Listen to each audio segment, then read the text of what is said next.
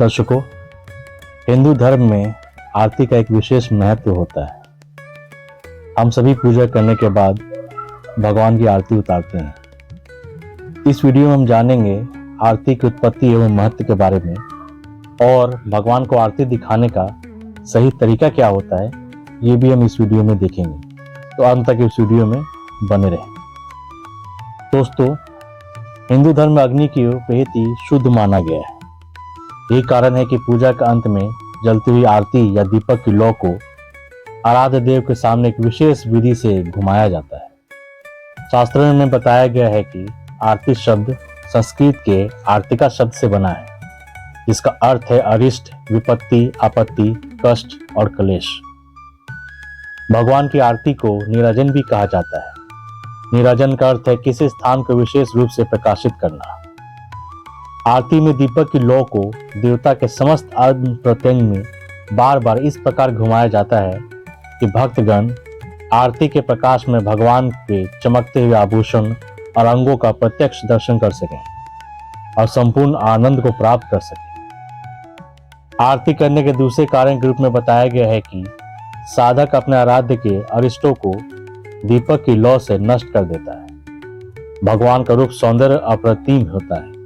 जब भक्त उन्हें एक टक निहारता है तो उन्हें नजर भी लग सकती है। आरती के दीपक की लौ से भगवान के समस्त अरिष्टों को दूर करने का प्रयास किया जाता है। मान्यता यह भी है कि आरती के बाद जब हम ईश्वर का आशीर्वाद ले रहे होते हैं तो हम कपूर या दिए की आरती पर अपना हाथ घुमाते हैं। इससे हमारी हथेली का अग्नि स्पर्श होता है और उससे हमारे अंदर पड़ रहे सारे जीवाणु संक्रमण समाप्त हो जाते हैं। जोत पर हाथ फेरने के उपरांत हम अपनी उष्ण हथेलियों को आंखों से लगाते हैं और हमें गर्माहट महसूस होती है। यह गर्माहट से हमारी आंखों की सूक्ष्म इंद्रियां खुल जाती हैं और उनमें ज्यादा रक्त प्रवाहित होने लगता है। इस प्रकार से हमारे आंखों की रोशनी में वृद्धि होती है। जोत पर हथेली रखना हमारे द्वारा जाने अनजाने में किए गए किसी भी प्रकार के पाप के प्रायश्चित का भी प्रतीक है। अब जानते हैं आरती उतारने का सही तरीका।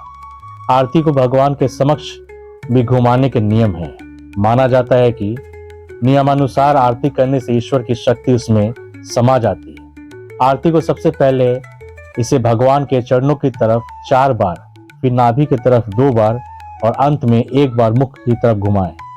यह एक क्रम कहलाता है। हर भक्त को आरती के दौरान 7 बार ऐसा करना चाहिए। आरती होने के बाद जल से आरती का आचमन करें और उस जल का अन्य लोगों पर छिड़काव करें। फिर दोनों हाथों को दीपक की लौ के आसपास लाकर उसकी ऊष्मा को अपने मस्तक पर लगाएं। यदि घर में रोजाना कम से कम सुबह शाम भी इस तरह से आरती की जाए तो घर में नकारात्मक ऊर्जा समाप्त हो जाती है और वास्तु दोष भी नहीं रहता।